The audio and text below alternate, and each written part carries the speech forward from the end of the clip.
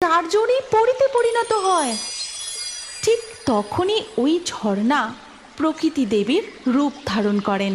তারপর সিনচুলা জঙ্গলের স্কুলে পপি পায়রা, রায়া ম্যাকাও, ন্যান্সি শালিক আর মুনিয়া একসাথে একই ক্লাসে পড়াশোনা করত।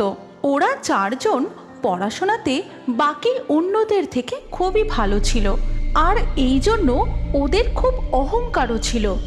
একদিন আজ অঙ্ক পরীক্ষাতে আমি ফুল মার্কস পেয়েছি।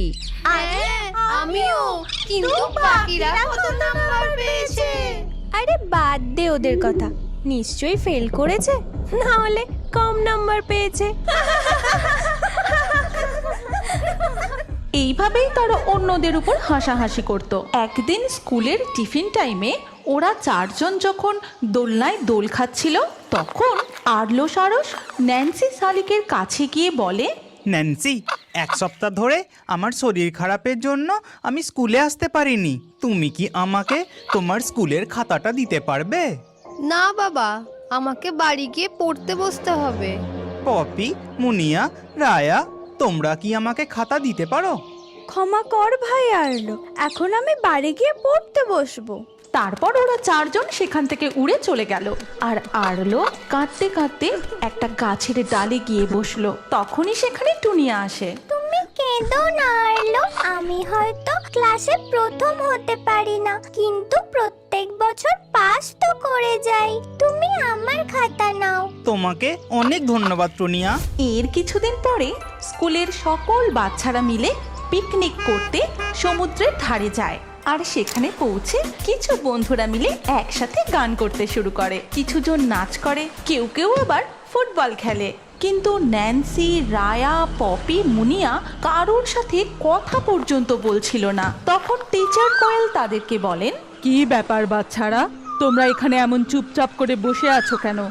যাও গিয়ে সকলের সাথে খেলা করো। আমাদের খেলাধুলা করাটা একদম পছন্দ নয়, আমরা তো শুধু পড়াশোনা করতেই ভালোবাসি। বাচ্চারা, পড়াশোনার সাথে সাথে সকলের সাথে মিলেমিশে খেলাধুলাও করা উচিত। এতে মন এবং স্বাস্থ্য দুটোই ভালো থাকে। এরপর টিচার সেখান থেকে চলে যান, কিন্তু তারা চারজন চুপ করে ওখানেই বসে রইল। দেখেছো তোমরা, ওরা চারজন এত অহংকারী যে দিদিমণির কথাও চললো না। কেনই বা শুনবে, কেনই বা খেলবে আমাদের সাথে? ওরা তো আমাদের পছন্দই করে না। এর কিছুদিন পরে একদিন স্কুল ছুটির সময় মুষলধারে বৃষ্টি শুরু হয়। আর তখন রায়া, তোমার ছাতাটা তো খুব বড়, এই মুষলধারে বৃষ্টিতে আমি কি তোমার সাথে যেতে পারি? তুমি কি পাগল হয়ে গেছো নাকি? তুমি কি করে আসবে আমার সাথে? তোমাকে দেখেই তো আমার বমি পেয়ে যায়। এমন কথা বলো না রায়া, আমরা সকলেই বন্ধু। আমরা বন্ধুত্ব শুধু তাদের সাথেই করি যারা পড়াশোনায় খুব ভালো, যেমন আমরা চারজন বন্ধু হয়েছি। একদিন বিকেল বেলায় জঙ্গলের সকল পাখিদের বাচ্চারা মিলে খুব মজা করছিল, খেলা করছিল।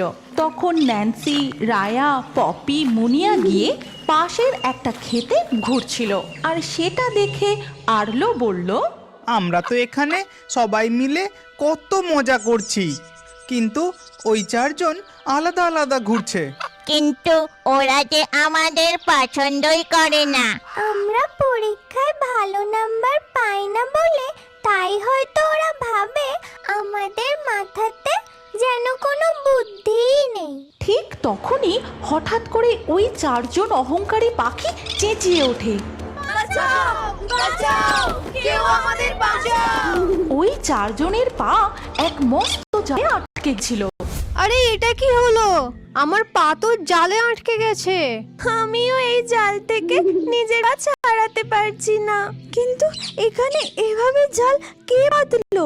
ততক্ষণে সেখানে থিও, টুনিয়া, আরলো আরো বাকি পাখিরা পৌঁছে গেছিল। আর সবাই মিলে খুব চেষ্টা করলো ওই চারজনকে জাল থেকে মুক্ত করার, কিন্তু করতে পারলো না। তখন থিও বলল, শোনো, আমার মাথায় একটা বুদ্ধি এসেছে। যে এই জালটা বিধিয়েছে সে নিশ্চয়ই কিছুক্ষণ বাদে এটা দেখার জন্য আসবে তার গালে কোনো পশু বা পাখি আটকা পড়েছে কিনা। আর ততক্ষণ তোমরা সবাই মরা পাখির অ্যাক্টিং করো। আর ও যখনই তোমাদের জাল থেকে বার করে মাটিতে রাখবে তখনই আমি তোমাদের ইশারা করে দেব আর তোমরা উড়ে পালিয়ে যাবে। এর কিছুক্ষণ পর দেখা যায় যে একটা কাল নাগ সেখানে এসে উপস্থিত হয়।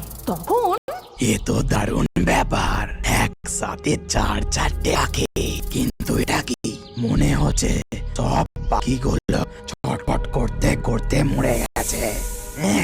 মরা পাখি খেতে আমি এখানেই বাইরে বের করে চালটা নিয়ে বরং বাড়ি চলে যাই। তারপর যখন কাল নাগ পাখিদেরকে জাল থেকে বাইরে বের করে দেয়, ঠিক সেই সময় গাছ থেকে টুনিয়া পালাও বন্ধু পালাও, তোমরা তাড়াতাড়ি পালিয়ে যাও। আর টুনিয়ার আওয়াজ শোনা মাত্রই পপি, রায়া, ন্যান্সি, মুনিয়া